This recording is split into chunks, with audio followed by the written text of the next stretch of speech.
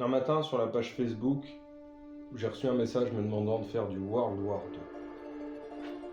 2. Et Dieu sait si j'aimais autre chose dans la vie que d'être déguisé en allemand.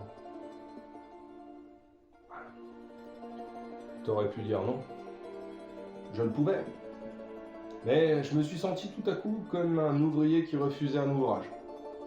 Ça m'a pas paru honnête. J'ai dit oui.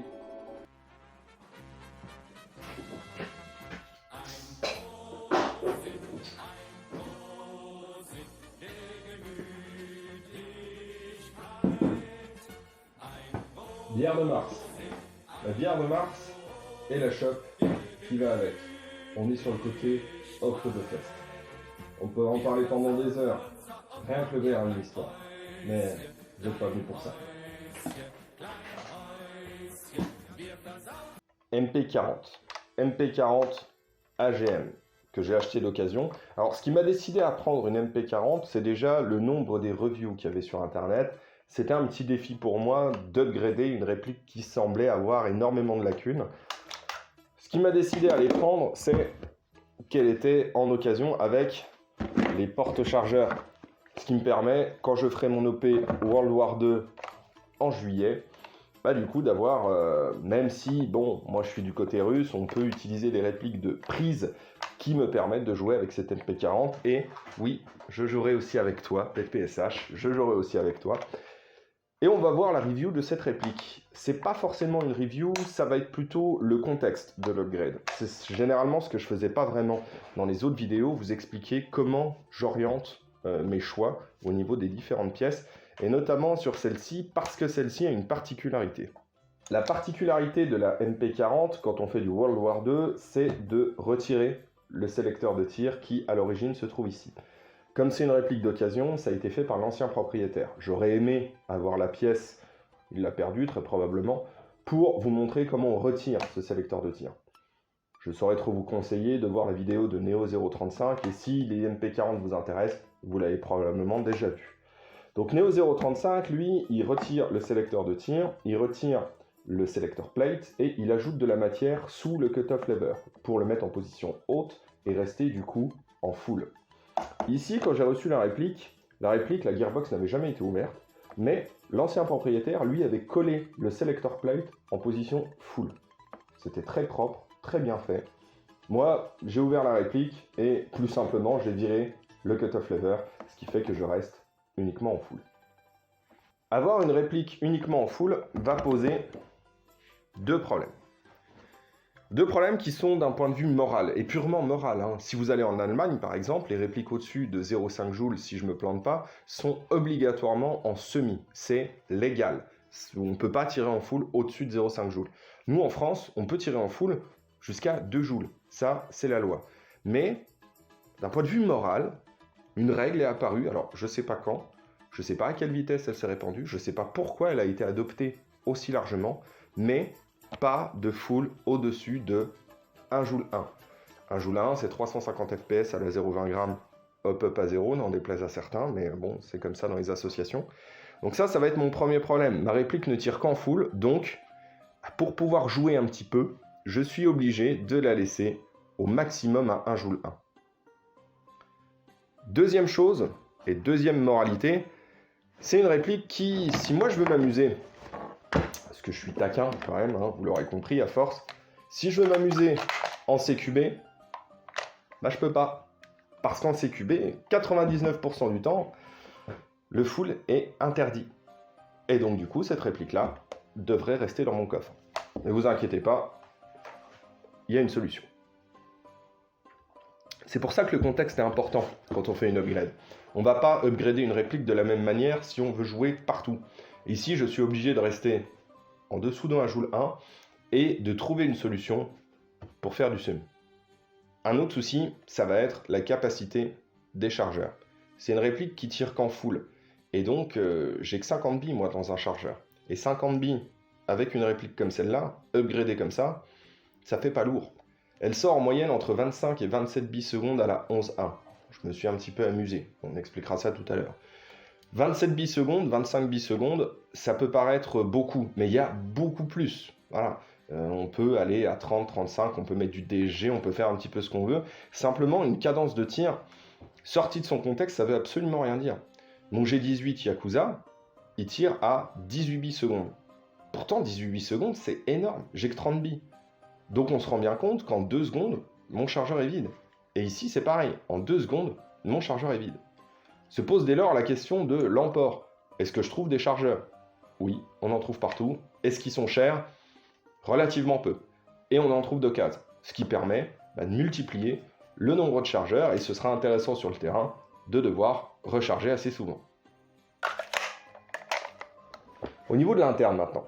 L'interne de cette réplique, je suis parti sur quelque chose de simple. C'est une gearbox propriétaire, c'est du V2V3 standard, donc au niveau du piston et de la tête de piston, je suis parti sur du SHS. J'ai fait un calage de l'angle d'engagement. Ne vous inquiétez pas, pour toutes ces choses-là, je ferai des tutos quand je serai rentré directement chez moi dans l'atelier pour pouvoir filmer correctement et faire une vidéo calage, faire une vidéo angle d'engagement et ainsi de suite. En interne, maintenant, comme c'est une réplique qui fait que du full, on peut se faire plaisir. Il faudrait regarder la vidéo RPK, cadence et réactivité. Je suis parti un petit peu sur le même principe. Quand on ouvre la gearbox, c'était une gearbox qui était neuve, je vais vous insérer les photos au fur et à mesure de ce que je dis. C'était une gearbox qui était neuve, et dans cette gearbox, déjà, bravo AGM. Bravo AGM, un calage nickel. Un calage nickel. De la graisse, trop de graisse, mais fluide, très fluide. Donc, ça tournait librement. Une étanchéité parfaite avec un nozzle sans joint O-ring. C'est un nozzle propriétaire, et quand j'avais vu ça, je me suis dit, bon, c'est pas très grave, je prendrai un nozzle de Dogue, je vais le découper un petit peu pour reprendre la même dimension. Là, pas besoin. Alors AGM, chapeau, chapeau.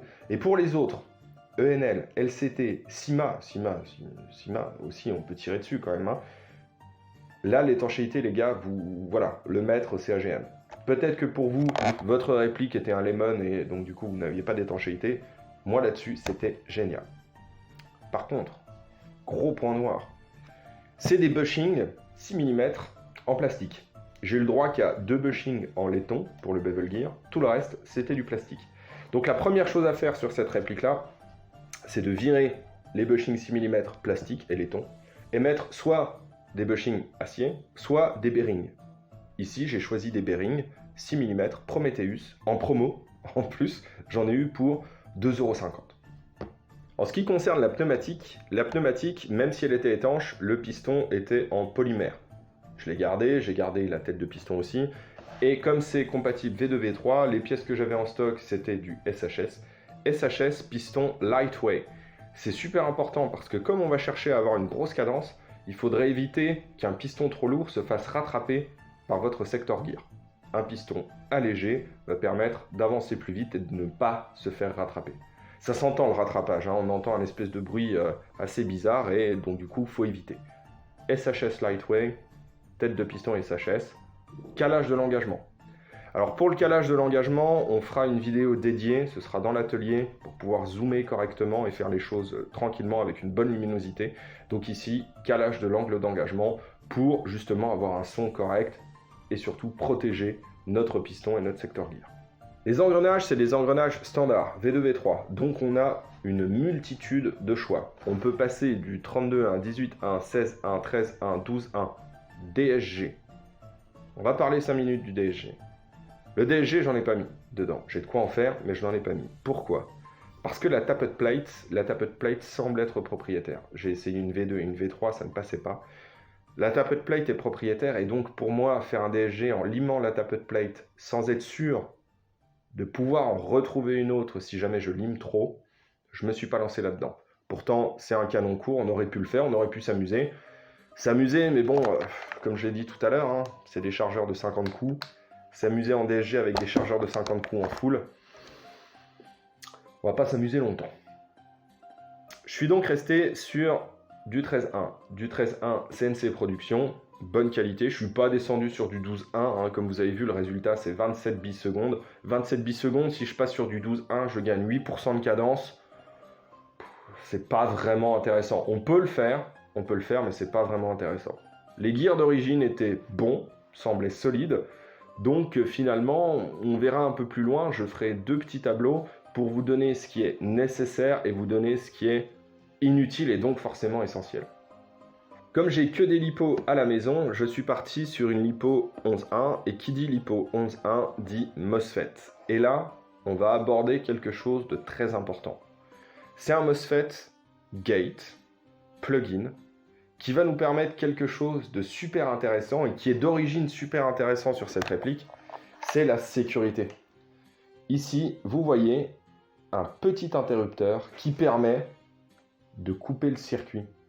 C'est une sécurité électrique. Et ça, c'est véritablement génial.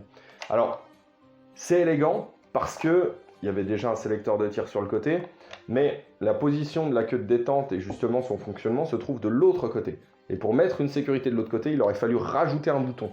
Donc on aurait eu un bouton ici et un bouton là. Le fait de mettre un coupe-circuit électrique, c'est juste génial.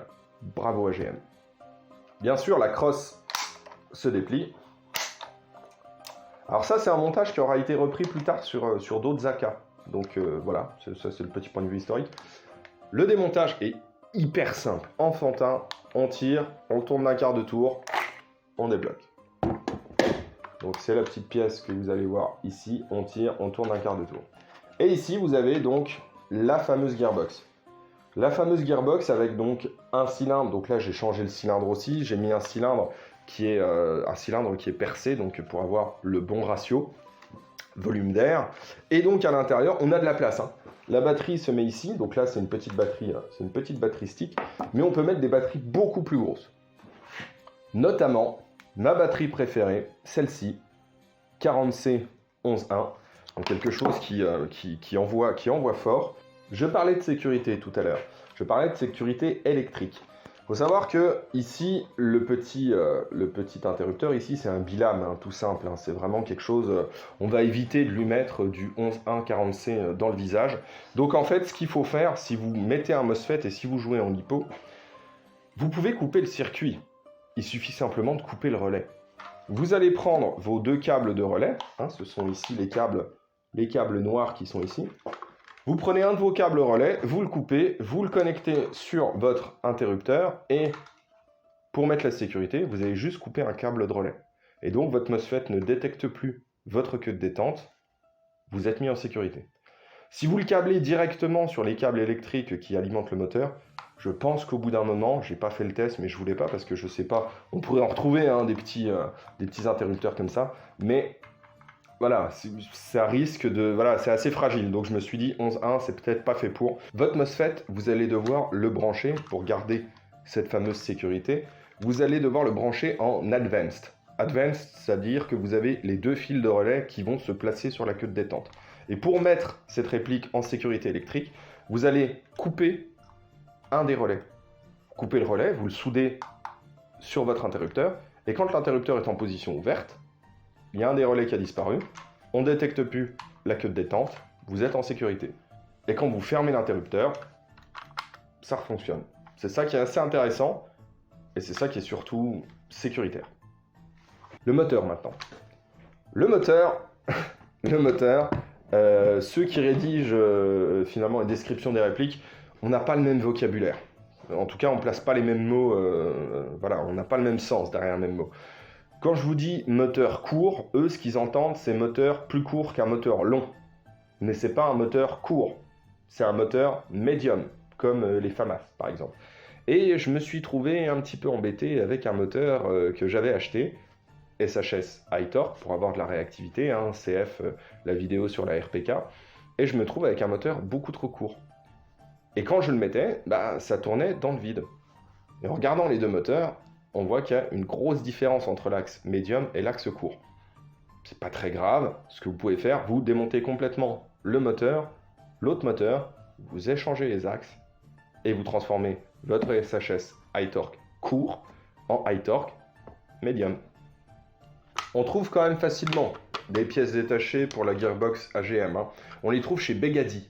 Begady, c'est en Allemagne. Begady, c'est un shop allemand et vous pouvez trouver donc le nozzle qui est propriétaire, que je n'ai pas changé. Comme je vous l'ai dit, il était très très étanche. Vous pourrez trouver la coque de gearbox. Vous pourrez trouver canon, bloc au pop, joint au pop. ça je vous le déconseille. On va en parler. Parce que AGM, pour le moment, question Gearbox, nous a fait vraiment quelque chose de super intéressant. Question canon, bloc up, joint au up. Je vous ai pas suivi, les gars. Petit aparté vite fait, si vous commandez chez Begadi, il faut savoir qu'en Allemagne, l'airsoft est très réglementé.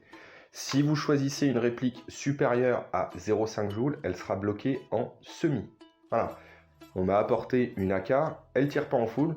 Oui, elle est allemande, elle ne tire qu'en semi. Et il faudra aussi justifier de votre âge. Donc photocopie de carte d'identité lors de vos premiers achats, même pour certaines pièces upgrade. Et tout l'intérêt de commander chez Begadi, c'est que vous aurez un petit sachet de Haribo dans votre colis de commande. Et ça, c'est top. Les shops français devraient s'inspirer de ça. Les petits bonbons Haribo, c'est pas con. Niveau MOSFET, on peut juste mettre un MOSFET nano, comme celui-là, de chez Gate, qui coûte 20-22 €. Si vous faites que du full, ce sera amplement suffisant. Vous n'avez pas besoin de pré-cooking, vous faites du full. Vous n'avez pas besoin d'active breaking, vous faites du full. Vous n'avez pas besoin de pouvoir faire du burst, vous faites du full. Mais si vous voulez tenter une opération en semi, il va vous falloir à minima le MERF 3.2, qui coûte 45 € à peu près, ou alors le Warfed Gate. Le Warfed Gate, il possède une carte de programmation. Et c'est grâce à cette carte de programmation qu'on va pouvoir s'amuser et espérer retrouver un petit semi. On va voir ça ensemble. Je bouge un petit peu tout ça, j'essaye d'essuyer la bière qui a débordé, même si ça nourrit le bois, ça risque de coller, et donc du coup, un petit brin de ménage. C'est parti. Alors, voilà à quoi ça ressemble une fois démonté. Donc on voit ici tout le système de tringlerie qui est déjà pré-engagé, donc qui a été légèrement tordu pour que, hop, ça tire tout de suite. On va brancher une batterie LiPo. On va voir ce que ça va donner. Alors ça va faire un peu de bruit. On caresse juste la queue de détente. Voilà, donc 22 billes secondes. 22 billes, 25, 27 billes secondes. Ici, vous avez donc du coup le relais qui passe et qui permet, ici une fois fermé, non là je suis pas fermé, voilà, là je suis ouvert, me voilà en sécurité.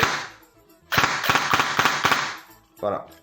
Donc, on voit bien ici avec les vents que mon piston il est vraiment en arrière, donc avec le M85 c'est hyper sensible. Le moteur torque. On va essayer de retrouver du semi. Alors pour retrouver du semi, on prend notre Warfed, carte de programmation, et on va modifier certains paramètres. Alors ici, il n'y avait pas de pré-cooking, l'active braking était allumé, mais on va le supprimer. Voilà, pas besoin d'active braking. Smart trigger, on s'en moque un peu. Hop, protection de batterie. Alors, voilà, ici on était sur burst auto. Il faut savoir que la première ligne, c'est quand on a un cut-off lever. On n'en a plus ici. Donc on est sur auto, burst ou auto. On va se mettre sur burst. Voilà, ici, hop. Pré-cooking, on n'en a pas besoin. Le burst, on va le mettre le plus bas possible.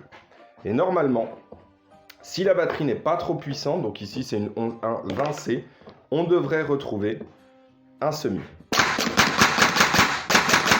Et voilà.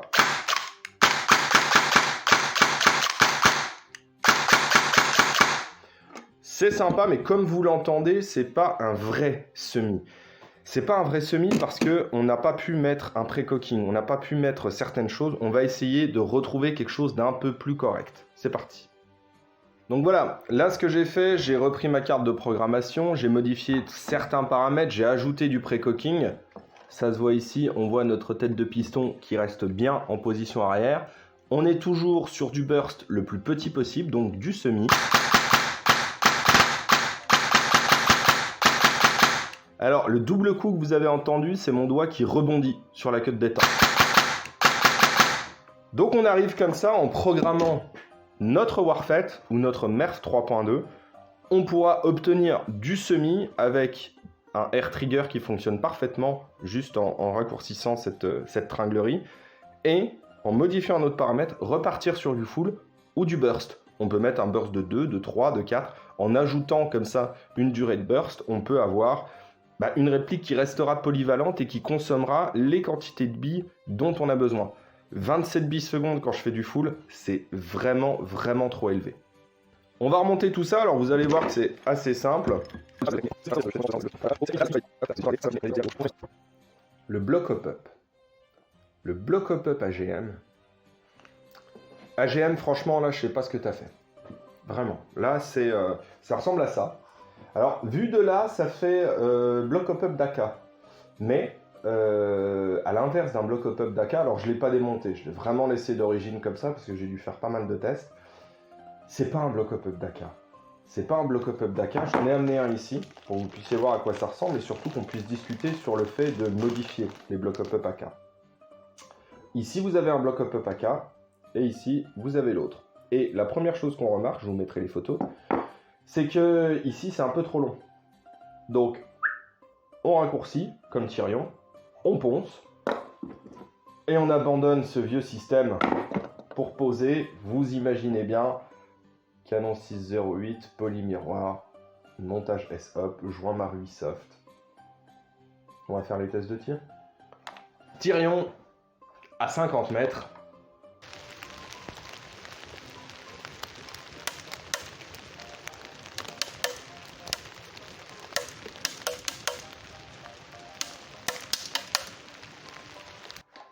À 50 mètres, honnêtement, ça touche. C'est dans son domaine d'utilisation de toute façon. Je n'ai pas testé à 40, parce qu'évidemment, si on touche à 50, on touche à 40. Donc là, c'était que du full. C'est de la 0,30. Alors ça soulève 0,25, 0,28, 0,30, 0,32. J'utilise pas de la 0,32 parce qu'à l'inverse de ma PPSH 41, alors je te fais pas d'éloge pour te faire des éloges, hein, mais ma PPSH 41 a ceci de plus intéressant que la MP40. La MP40, quelque chose qui me chagrine, c'est la mire. Il faut vraiment être couché dessus, et encore, quand vous êtes parfaitement couché dessus, alors il y a une hausse qui est réglable un tout petit peu ici, hein, on a deux positions, mais votre bille part beaucoup trop haut. Donc pour prendre une visée, il faut avoir l'habitude, et c'est-à-dire on vise l'adversaire et on sait que notre bille va partir à peu près à 5 cm au-dessus du guidon. Une fois que j'y serai habitué, bon, je ne pense pas avoir les mêmes performances que la PPSH qui est au-dessus. Simplement, la gearbox n'est pas la même, hein. Je ne vais pas non plus déflorer tous les secrets de ma petite PPSH hexagone. On le verra beaucoup plus tard quand j'aurai récupéré tout le gear que je voulais vous présenter en même temps. Mais cette réplique-là, à 50 mètres, fait parfaitement le boulot. On va voir ce que ça donne à 60.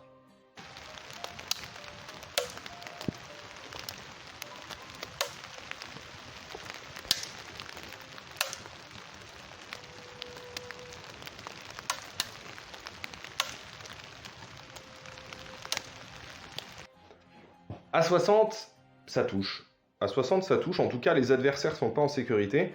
Là, moi, j'ai fait tourner cette réplique-là en full. Donc, c'est des petites rafales courtes. J'ai besoin de corriger quand même, ce qui implique d'utiliser de la 0,30. De la 0,32, j'aurai une meilleure précision. Mais comme pour le moment, je dois corriger mes tirs, avoir une bille oscillante et un bruit comme celle-ci, bah, ça pose un petit peu problème. Vous n'aurez pas forcément la primeur de l'engagement, et donc du coup, avoir une bille un peu plus rapide serait plus intéressant. Ça se jouera en 0,28, 0,30 selon les conditions climatiques. Cette réplique en externe a un pas de vis 14 mm horaire. Ça me permettra, plus tard, après l'OP, de remettre un sélecteur de tir semi, avoir mon cut-off lever en semi et faire un semi très propre, mettre un modérateur de son. Alors, pour les gens qui font du World War 2, vous pouvez partir maintenant. Voilà. Modérateur de son, canon plus long et MP40 en mode DMR. Parce qu'on peut quand même s'amuser. On peut quand même s'amuser. Je la passerai à 390 fps. Et là, du coup, un petit DMR. Alors, je vois qu'il y a deux vis ici. Pourquoi pas un petit rail Picatinny avec... On verra. Un jour, on verra. Ça se trouve, elle reviendra. Peut-être, peut-être pas. On ne sait pas. Mais ce que je veux dire sur cette réplique-là, c'est que j'en suis ravi. J'en suis vraiment ravi. C'est une réplique qui m'a permis de découvrir une nouvelle gearbox. Ça m'a permis de modifier un moteur. Ça m'a permis de retrouver un semi avec un Warfed Gate, ce que j'aurais pu faire avec un Nerf 3.2, mais je préfère le Warfed Gate. Ça me permet de parcourir un petit peu d'autres univers, de découvrir le World War II, et selon certains m'ont poussé à le faire, hein, il se reconnaîtra en particulier, hein. Il est venu visiter le studio ici, en tout cas la brasserie. Donc c'est merci à toi, vraiment. Et ça me permet, moi, de diversifier un petit peu, de prendre du plaisir, énormément de plaisir à modifier ce type de choses. Et surtout,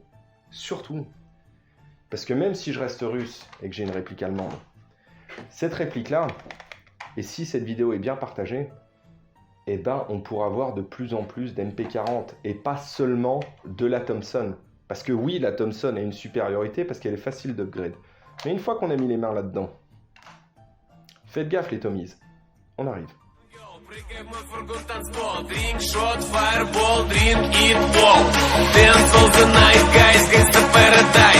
Absolute Carbons, Russian Patin КамАЗ.